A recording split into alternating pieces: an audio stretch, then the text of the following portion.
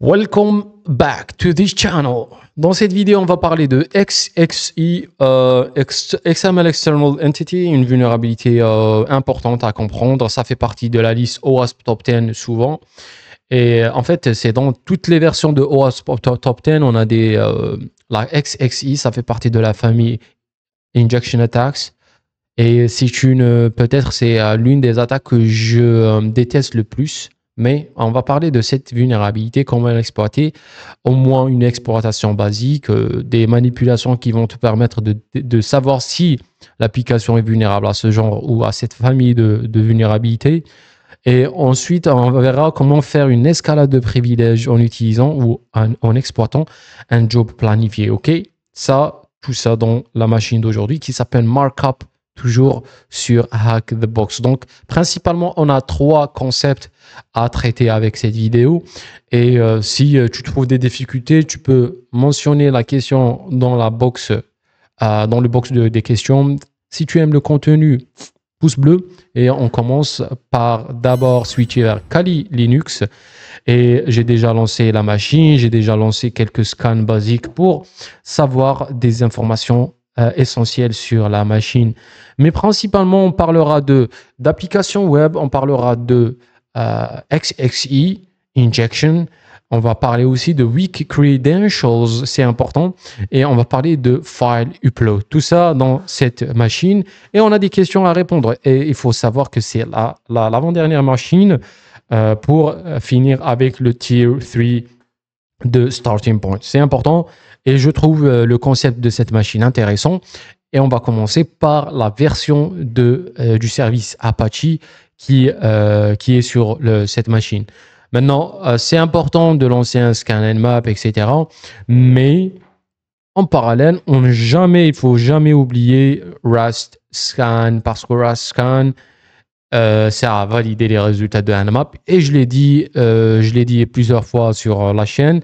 Et j'aime réitérer les concepts importants parce que dans un pentest réel, si tu rates un port, cela veut dire que tu as raté un service et cela va faire que ton pentest sera incomplet et ça, c'est pas bon du tout, surtout si le service que tu as raté est vulnérable à quelque chose d'exploitable, surtout remotely, c'est-à-dire à distance, ok? Ça, c'est le truc le plus important à savoir concernant Rust Scan et Nmap. Ça, c'est d'un côté. Et d'un autre côté, on peut voir les versions spécifiques avec Nmap. Ça, c'est un truc qu'on n'a pas avec Rust Scan, ce qui est parfait, ok? On revient sur la question. La question, c'est quelle est la version de Apache? On peut voir qu'il y a plusieurs ports sur la machine ouverte, 22.80.4.4.3 pour HTTPS. C'est la même chose ici pour Rust Scan. Et pour la version, on peut voir que c'est une machine Windows, ça c'est important, parce que ça change tout. Et pour Apache, on a Apache cette version. Et du coup, je peux venir ici et mettre la version exacte pour répondre à la question. C'est la 2.4.4.1. Et on a un petit problème ici sur le port. Voilà, ça marche, parfait. Task 2, what username password combination logs is successfully. Et du coup, pour faire cela, on va prendre l'adresse IP, on va visiter l'application web et instantanément, on peut voir qu'il y a un champ, un formulaire de login, username, password. Et comme d'habitude, on va lancer un admin, mais généralement, je teste pour l'injection SQL pour faire du authentication bypass. Mais vu que la question est autour des crédentiels faibles, eh bien, ce que je vais faire, c'est toujours admin, ensuite admin password, et on verra que admin password marche parfaitement. Sinon, eh bien, ce que je vais faire, c'est tout simplement créer un petit script, et le script ressemble à quelque chose comme ça, et qui va tout simplement brute forcer ce champ de login, surtout qu'il n'y a pas de protection contre ce champ de login. Et en faisant ainsi, je peux récupérer le nom d'utilisateur et le mot de passe en utilisant ces deux listes. La première liste, c'est une liste qu'on a déjà vue auparavant sur une machine. C'est la top usernames qui contient plusieurs noms d'utilisateurs communs. Et on a la deuxième liste qui contient les mots de passe les plus utilisés en 2023 de la série Seclist. Avec un script comme celui-là, un script Python, tu peux rapidement brute forcer le champ et récupérer le nom d'utilisateur et le mot de passe. Une fois on est sur l'application, on voit qu'il y a un script PHP. Cela veut dire que l'application est basée sur PHP. Voilà, Programming Languages PHP 7.2.28. Le système d'exploitation, c'est un système Windows Server. Ça, c'est une information importante au cas où on a la possibilité d'injecter du code dans l'application. Si on clique sur les sections, on a la section Home, About, Products. Ce sont juste des pages statiques. On a Order, et là, on a un formulaire, c'est-à-dire enfin quelque chose de dynamique. Et Contact, même chose, la possibilité d'échanger des messages ou des emails. Avec ce champ, la première chose qui me vient à tête, c'est une attaque de type peut-être cross-site scripting.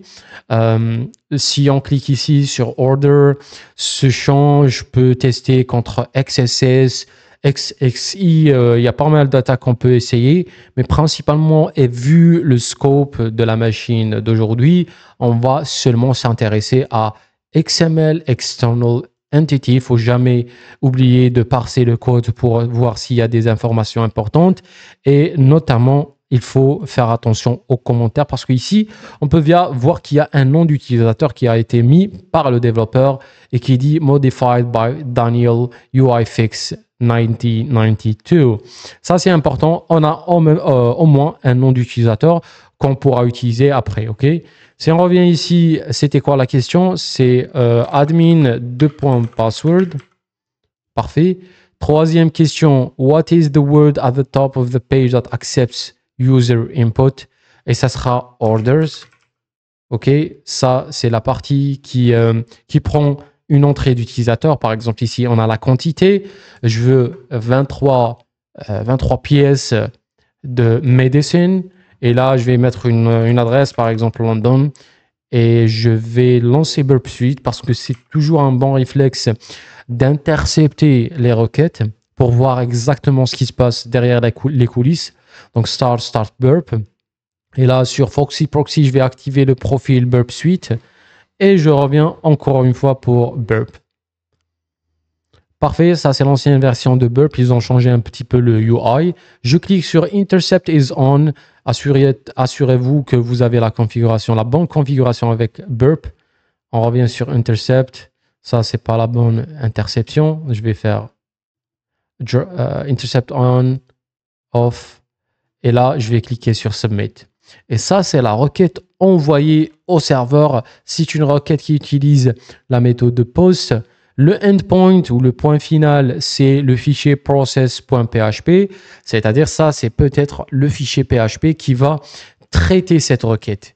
Et là, on a les en-tête, c'est normal. Et on a ensuite le payload ou le contenu de la requête qui est dans le format ou la structure XML. Et je vais expliquer dans un moment c'est quoi XML. Mais je vais tout d'abord envoyer cette requête au repeater pour pouvoir travailler à l'aise avec la requête. Je vais désactiver burp pour le moment. OK. Je reviens aux questions. What XML version is used? On peut récupérer la version depuis repeater. Donc c'est la 1.0.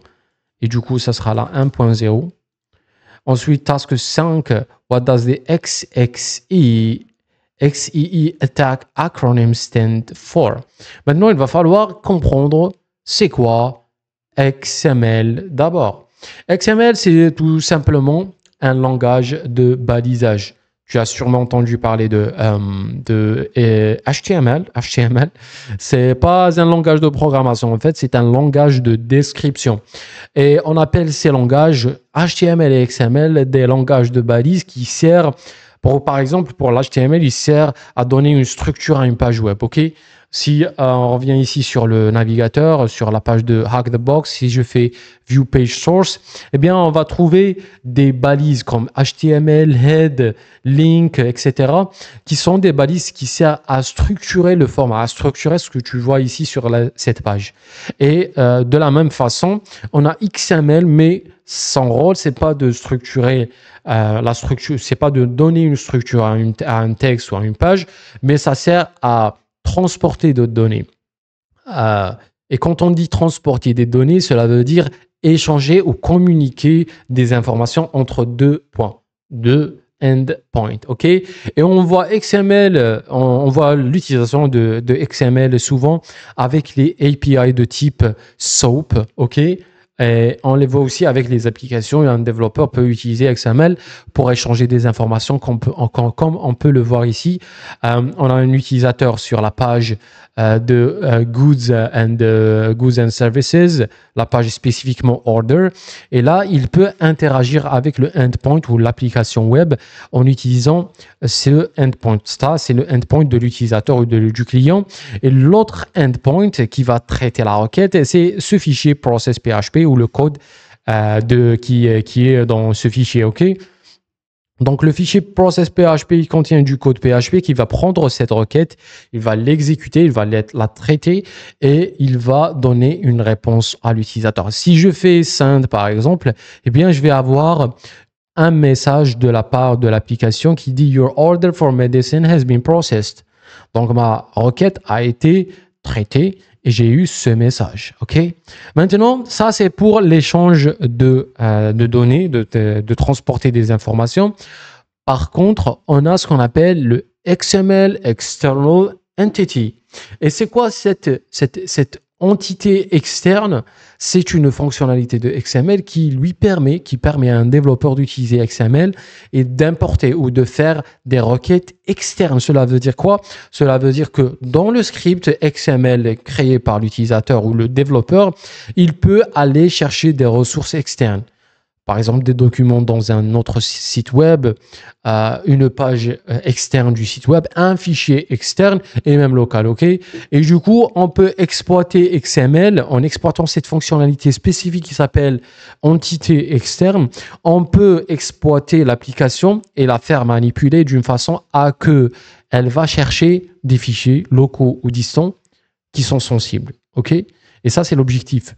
Une fois on a eu cette information sensible, on peut l'utiliser pour exploiter le serveur. Et c'est ce qu'on va faire ici. On va essayer d'utiliser cette fonctionnalité. Attention, cette fonctionnalité n'est pas active avec toutes les versions de XML, avec toutes les applications, parce qu'un développeur a toujours le contrôle de désactiver les entités externes ou au moins la résolution des entités externes, parce qu'il y a une résolution en fait.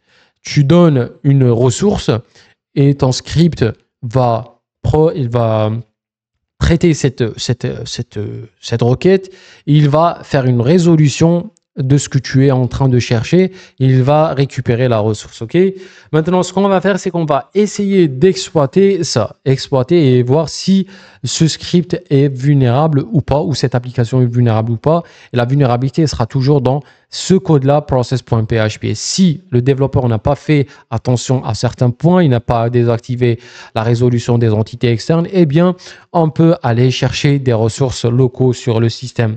Et la ressource que tu as besoin, c'est tout simplement, si je désactive parfait, c'est toujours Hacktricks. Tu vas faire Hacktricks XXI et cela va te donner une ressource détaillée et complète sur les attaques XML External Entity. XML pour le langage de balisage utilisé. External Entity, c'est cette fonctionnalité qui va t'aider à aller chercher des ressources en dehors de ton script. Ok? Voilà, on a des exemples, des explications, on a plusieurs types de XXI, ok? Ce qui nous intéresse, c'est la forme la plus simple. Et pour les entités externes, tu peux les trouver avec, ou tu peux les utiliser plutôt avec la balise doctype. Comme tu peux le voir, on a la structure, le format utilisé par XML. Il est très simple, ça ressemble à HTML. Mais le mot-clé doctype va faire appel à une entité, comme tu peux le voir. Cette entité est externe. Par exemple, on a la possibilité d'aller chercher ce fichier etc password. Maintenant, je peux faire la même chose si je peux remplacer ce fichier et faire un appel ou je vais essayer de faire une résolution d'entité externe avec ce script. Toujours, j'ai pas changé beaucoup de choses. J'ai ajouté ces 3 lignes et dans la 3e ligne, j'essaie de faire appel au fichier host. Faut faire attention. Ici, on travaille avec un système Windows. Hein. Donc, les chemins vont différer.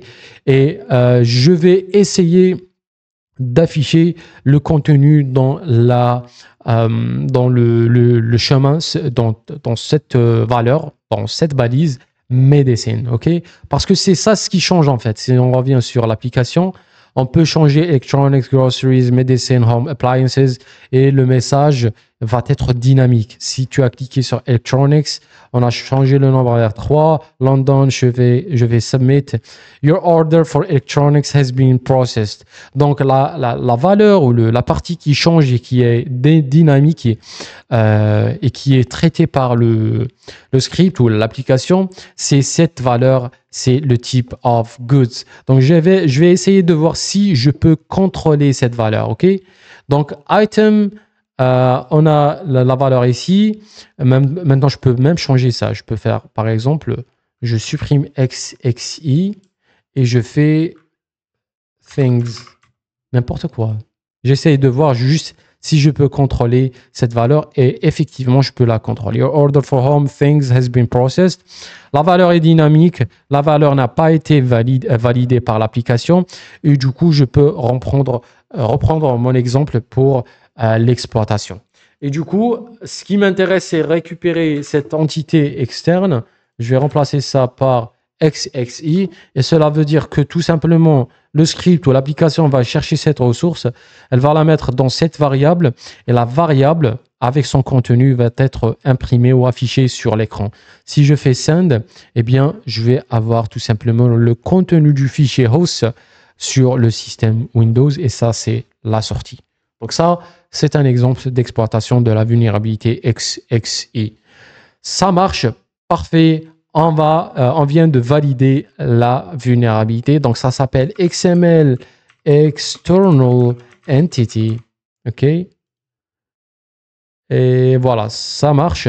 Task 6, what username can we find? On a déjà trouvé dans le code source un utilisateur qui s'appelle Daniel.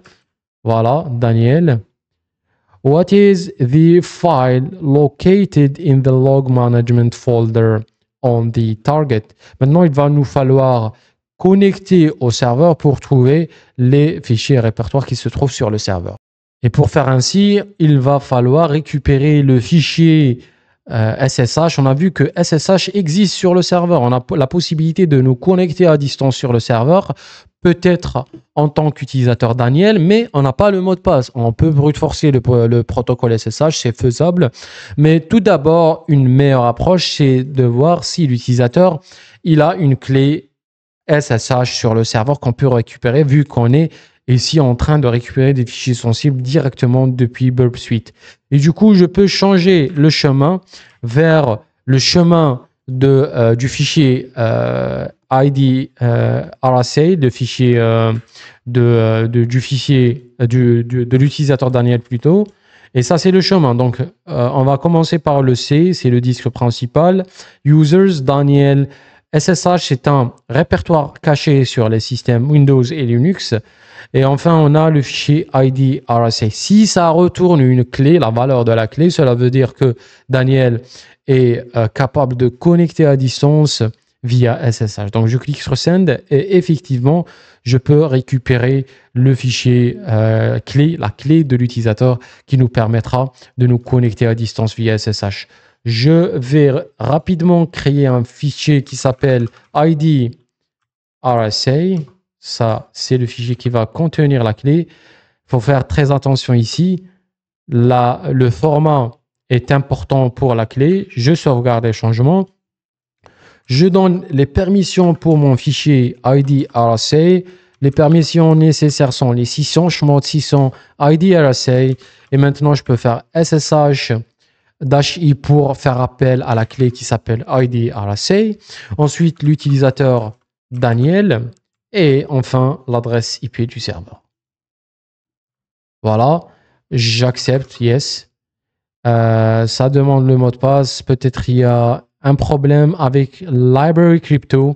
Souvent, quand j'ai ce problème, ce que je fais, c'est que j'ajoute une ligne après la dernière ligne qui contient and OpenSSH private.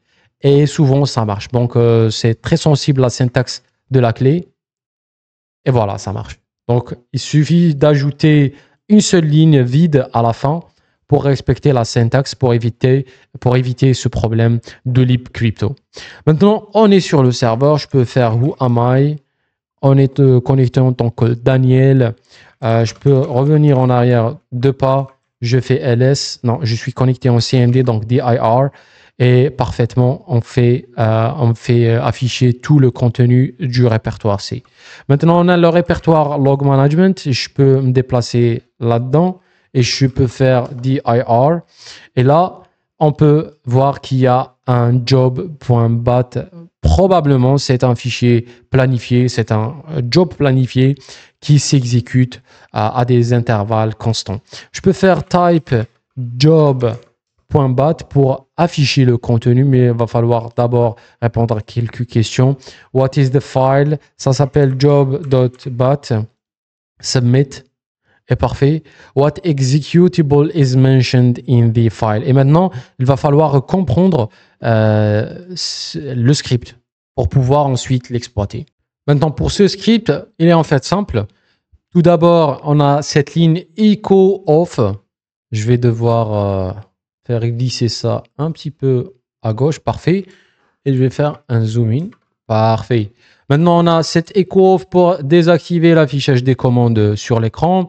On a for/f tokens in bc edit do set admin test. Donc, on a l'exécution de la commande bcd edit et on va essayer de récupérer les premiers tokens ou les premiers mots de cette commande pour vérifier si l'utilisateur a les privilèges admin ou pas. Si on a access, cela veut dire que access n'est pas permis et du coup, l'utilisateur qui exécute ce fichier n'a pas les permissions et cela va faire en sorte de sauter à no admin ce message echo must run this script as administrator. Sinon, si on n'a pas de problème de permission, si l'utilisateur a les permissions nécessaires pour exécuter les scripts, eh bien, le script va tout simplement exécuter l'utilitaire webutils.exe pour faire un nettoyage des logs. Ok, ça c'est l'objectif du script, c'est nettoyer les logs. Maintenant, les deux utilitaires utilisés principalement, c'est bcd-edit, qui est un utilitaire sur Windows qui contient des informations de configuration du boot du système, informations très importantes. Et cet utilitaire est très crucial parce qu'une erreur avec cet utilitaire peut compromettre la machine. Et WebUtils, c'est l'un des outils qu'on peut utiliser pour gérer les logs et que ce soit les structurer, les supprimer, les ajouter des logs, tout ce qui concerne la gestion de logs, on peut la faire avec webutils.exe. Maintenant, ça, c'est peut-être le script qui cherche, voilà, webutil plutôt, .exe. Et maintenant, il nous reste le user flag et le root flag. Pour le user flag, c'est simple. On peut se déplacer vers le répertoire de Daniel, trouver le flag, etc. Mais on va passer directement au privilege escalation. On a un script planifié qui nécessite les permissions administrateurs. C'est ce qu'on cherche en fait. On cherche à escalader les privilèges pour avoir les permissions d'un administrateur. Parce que si on fait who am I /priv, cela va nous donner nos privilèges actuels. SE change notify privilege, SE increase working set privilege. Ça c'est intéressant. Increase process working set, bypass traverse check-in. Je trouve ça intéressant, mais je ne vais pas passer à cette étape jusqu'à valider si je peux faire une escalade en utilisant cet outil qui est le job scheduling. OK? Maintenant, on sait que tout d'abord, le script nécessite les privilèges administrateurs pour s'exécuter, mais pour voir en profondeur les permissions de ce script, on va utiliser l'utilitaire icalls IC access list. Et cela va nous donner les permissions nécessaires sur ce fichier job.bat. On peut voir que tous les utilisateurs built-in, ils ont le full access, c'est-à-dire ils peuvent écrire, ils peuvent lire, ils peuvent exécuter le script. Bien sûr, les privilèges système, ils ont full access. Les administrateurs, ils ont full access. Et users built-in, ils ont read execute access. Maintenant, cela veut dire qu'on peut écrire sur ce fichier. Et vu que le fichier s'exécute à des intervalles déterminés auparavant et qu'il nécessite les permissions administrateur, cela veut dire que si on injecte une commande, elle va être exécutée en tant qu'administrateur. Et du coup, je peux injecter un code simple, très simple pour avoir un reverse shell, et cela avec une simple commande comme celle-là. D'abord, on a besoin de netcat64.exe pour établir la connexion. On a besoin de l'adresse IP de la machine attaquante et du port. Et on a besoin du script job.bat. Tout d'abord, on va chercher netcat pour Windows. Donc, je vais faire netcat 64 Windows Download. Je vais télécharger l'utilitaire. Parfait. On clique dessus. Netcat. Je clique sur Download Raw et je le mets dans Download. C'est OK, c'est parfait. Maintenant, ici, je vais me déplacer vers Download et je vais établir un serveur web pour pouvoir télécharger l'utilitaire directement sur Windows. Maintenant, ici, sur Windows, je vais utiliser une autre commande. Ça, c'est via PowerShell. Il faut faire attention. Donc, je vais faire PowerShell. Je vais transitionner vers PowerShell. Parfait. Et maintenant, je vais modifier tout d'abord la commande. Ça, c'est pas l'adresse IP que je cherche. Ce que je cherche, c'est la 10.10.14.76 2.8000. C'est le port de Python, le serveur web. Ensuite, pour l'exécutable, c'est netcat64.exe. Et la sortie, ça sera la même chose. Ça sera du netcat64.exe. Et je copie cette commande. Et je vais la mettre juste ici. Parfait, ça commence le téléchargement, c'est fini et on a l'exécutable. Maintenant, je vais modifier d'abord cette commande cmd. Attention, c'est pas du PowerShell, mais ça marche sur PowerShell parce que c'est une simple commande echo. 14.76 et le port, ça sera le port par défaut 4444. Je prends la commande, je fais copier. Ici, j'annule le serveur web et je vais lancer par contre un écouteur netcat. Voilà, comme ça. Et ici, je préfère utiliser cmd. Voilà. Ça bloque. Je ne sais pas pourquoi. J'espère que la machine est toujours live. J'espère. Parfait. On retourne sur le cmd. Je prends la commande. Echo. Voilà, parfait, ça marche. Maintenant, je peux faire type job pour vérifier. Voilà, je viens d'écraser le contenu du fichier job.bat pour l'exécution et on voit en quelques secondes qu'on a eu un reverse shell et du coup, cela veut dire que le script a été exécuté dans un intervalle de quelques secondes, voire même. Maintenant, si je fais type job, je peux voir que le fichier a récupéré le contenu initial, c'est-à-dire qu'il y a un mécanisme qui vérifie le contenu du fichier et ensuite il l'exécute. Ça, c'est important, mais ce qui nous intéresse, c'est qu'on a eu un reverse shell et les permissions qu'on a eues, c'est les permissions d'un administrateur, ce qui est le but de l'escalade de privilèges qu'on vient de faire. Maintenant, c'est simple.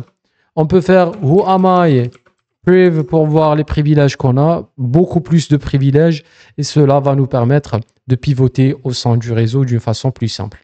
Alors, je me déplace vers tout d'abord users. On n'a pas l'autocomplétion. Maintenant, cd Daniel, cd desktop, dir, parfait. Maintenant, type user.txt pour avoir le flag de l'utilisateur. Et on valide le flag de l'utilisateur rapidement. Maintenant, il nous reste le flag de administrator for desktop et ensuite dir. Voilà, parfait. Type root.txt. Et voilà, avec notre dernier le flag de route. Parfait, voilà. Donc ça, c'était un challenge, une machine super intéressante. Comme je t'ai dit, je déteste l'exploitation et les vulnérabilités XXI, mais c'est une nécessité. On est des pentesters, on va devoir maîtriser pas mal de choses pour pouvoir mener des tests d'intrusion complets. Voilà, c'était un concept intéressant, une vulnérabilité XXI combinée avec du remote code execution et enfin escalade de privilèges avec les jobs planifiés. Voilà, si tu as des questions, n'importe quelle question, tu peux la mettre en dessous de la vidéo. Sinon, tu peux me contacter. Tu as tous les coordonnées dans la description. Le pouce bleu si tu as aimé le contenu. On se retrouve dans la prochaine vidéo. Peace.